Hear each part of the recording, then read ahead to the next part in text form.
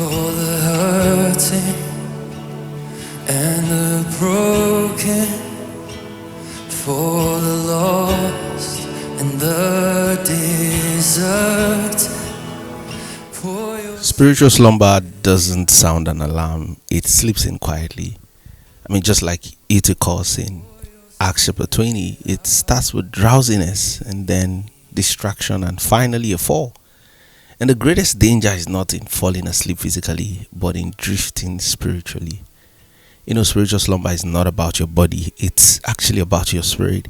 It's when the fire in your heart starts flickering low. And one of the signs that you're slipping into slumber is that you can spend hours scrolling, but you can't spend minutes praying. You can analyze trends, but you struggle to meditate on truth. You can attend church faithfully, but your spirit checks out at the door. And spiritual slumber is when you keep moving in routine, but you stop growing in revelation. And what causes slumber? It's weariness of life, like Eutychus. Sometimes we're just drained. Tiredness in the body is normal, but tiredness in the spirit is dangerous. Another cause for slumber is comfort zones. Eutychus sat by the window. It was comfortable but careless. And convenience is often the cradle of compromise. Another cause of spiritual slumber is disconnection. When fellowship and accountability no longer matters, you quietly sleep, because isolation is the bed where slumber tucks you in. I mean, think about falling asleep behind the wheel. You didn't plan to, but you ignored the warning signs.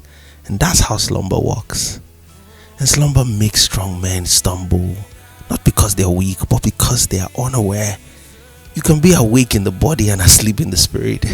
Because when slumber takes over, compromise becomes normal and conviction becomes optional.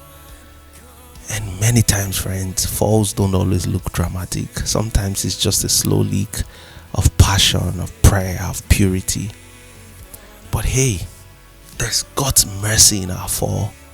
Eutychus fell, but Paul ran to him and revived him, because mercy doesn't write obituaries for the fallen, it writes resurrections. It orchestrates resurrections. And God's grace doesn't abandon sleepers, it awakens them.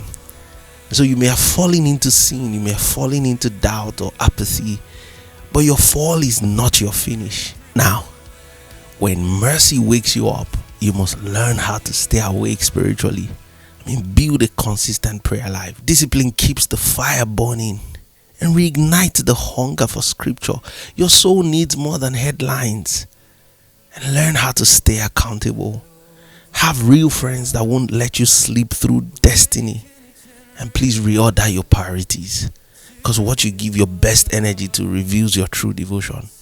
If you want to stay awake in the spirit, you must stay awake to what matters to God. So you find that Eutychus was restored, but not everyone survives the fall. So don't gamble with your destiny. Stay awake, stay alert, and stay alive. Have a blessed day, friends.